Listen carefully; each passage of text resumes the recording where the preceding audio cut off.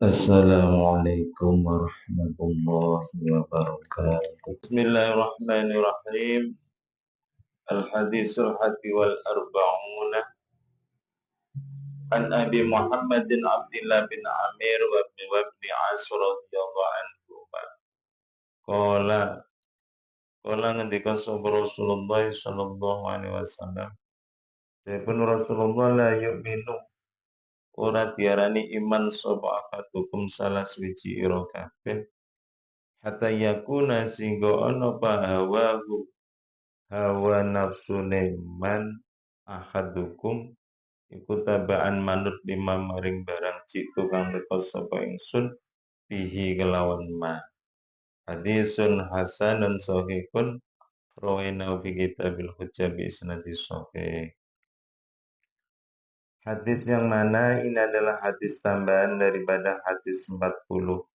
Hadis itu Arba'in Nawawi, tambahan 2 hadis yang ke-41, yang mana hadis ini diriwayatkan dari Abi Muhammad Abdullah bin Umar bin As radhiyallahu anhu.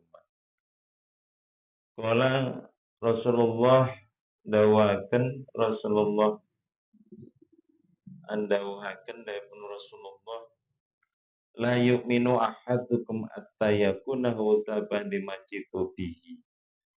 Tidak dikatakan orang itu beriman di antara salah satu kamu semuanya sehingga hawa nafsumu, keinginanmu adalah mengikuti apa yang telah dibawa oleh Rasulullah Sallallahu Alaihi Wasallam.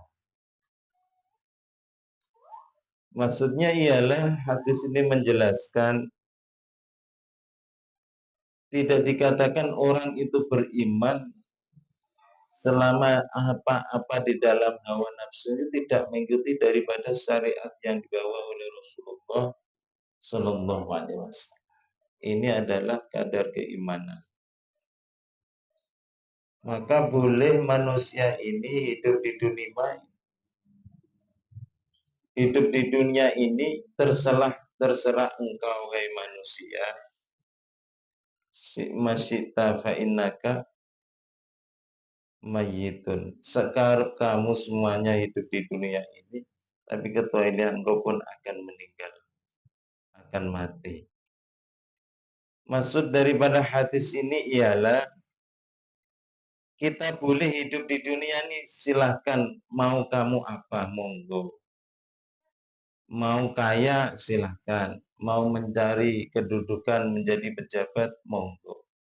Selama di situ mengikuti hawamu, hawa nafsumu, mengikuti daripada syariat yang dibawa oleh baginda Rasulullah Sallallahu Alaihi Wasallam.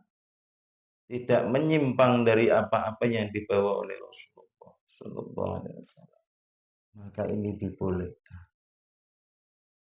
Kita kepingin jadi orang kaya, dibolehkan, asal syaratnya orang kaya untuk mencari kekayaannya yang pertama ialah hisabu halalin, hasabu halalin, mencari dunia, mencari harta dengan jalan perkara yang halal. Yang kedua niatnya ialah, yang kedua syarat daripada mencari kekayaan adalah biniatis sholihah, dengan niat yang bagus. Oh, aku nak dikai kaya oleh Allah, aku bila diberi rezeki banyak oleh Allah, maka aku akan sedekah, maka aku akan umroh, maka aku akan menjalankan daripada hak-hak daripada hartaku. Nah, ini adalah kewajiban kita yang mana di situ tidak menyimpang atau menjalankan apa-apa yang dibawa oleh Rasulullah Sallallahu Alaihi Wasallam. Boleh kita kaya, boleh kita mencari harta, selama di situ koridornya tidak keluar daripada syariat yang dibawa oleh Rasul, yaitu dengan syarat hasabun halalun, yang kedua adalah niatun biniatis sholihah, dengan niat yang baik di dalam mencari harta. Nah, ketika sudah diberi kekayaan oleh Allah, maka kewajiban kita ialah yang pertama adalah nuzumut tawadu. Yang pertama, melazimkan daripada sifat tawadu, adab asor, rendah diri. Karena kebanyakan orang yang kaya, penyakit daripada orang yang kaya ini ketika diberi harta banyak oleh Allah, maka sifat kesombongannya ini akan keluar. Sifat kibir pun akan keluar, sifat riya pun akan keluar. Ini kebanyakan daripada penyakit-penyakit orang kaya yang ketika diberi kaya. Maka kewajiban yang pertama kita tanamkan biar tidak keluar sifat nuzumut tawadu, yaitu melazimkan daripada sifat rendah diri Anda pasrah. Yang kedua, ketika diberi harta banyak oleh Allah, yang kedua syaratnya ialah nafiul ikbir, harus menafikan daripada sifat kibir, sifat sombong tadi. Jangan sampai ketika diberi kekayaan oleh Allah, kita itu keluar daripada sifat sombong, yang mana ini adalah bertentangan dengan apa-apa yang dibawa oleh Rasulullah SAW. Yang ketiga, ketika diberi kekayaan oleh Allah, apa yang kita tanamkan dalam hati kita adalah dawamu syukur, melanggengkan daripada syukur. Apabila diberi nikmat oleh Allah yang banyak, harta yang banyak, maka menggunakan nikmat itu di jalan yang diridhoi oleh Allah Subhanahu wa ta'ala. Ini namanya dawamu syukur, melanggengkan syukur. Syukur itu artinya apa? Syukur ialah menjalankan apa-apa yang telah diberikan oleh Allah pada perkara yang diridhoi oleh Allah. Ini namanya syukur. Syarat daripada orang yang sudah diberi kekayaan oleh Allah yang ketiga adalah dawamu syukur, melanggengkan daripada syukurnya kepada Allah Subhanahu wa ta'ala. Yang keempat ialah ketika diberi kekayaan oleh Allah ada at-tawassul li amalil bir. Jadikanlah hartamu ini menjadi wasilahmu untuk mencari kebaikan, ridho di sisi Allah Subhanahu wa ta'ala. Jadikanlah hartamu, harta bendamu, kekayaanmu untuk wasilah menuju takarub kepada Allah Subhanahu wa ta'ala. Kadang lupa di situ. Kita disibukkan dengan kesibukan dunia, tapi lupa akan tujuan kita, darul akhirah. Maka untuk biar tidak keluar daripada apa yang dibawa oleh Rasulullah, jadikanlah hartamu, harta bendamu, kekayaanmu menjadi wasilahmu untuk mencari ridho Allah Subhanahu wa ta'ala. Yang kelima adalah albasasa lil fakir wal miskin. Tetap tersenyum wajahmu ketika memandang orang yang fakir maupun orang yang miskin. Ini juga penyakitnya orang kaya. Ketika orang kaya ini diberi harta banyak, mobilnya banyak, biasanya kepada orang yang miskin, orang yang fakir, ini dia memandang daripada sebelah mata. Jadi sifat sombongnya tadi keluar.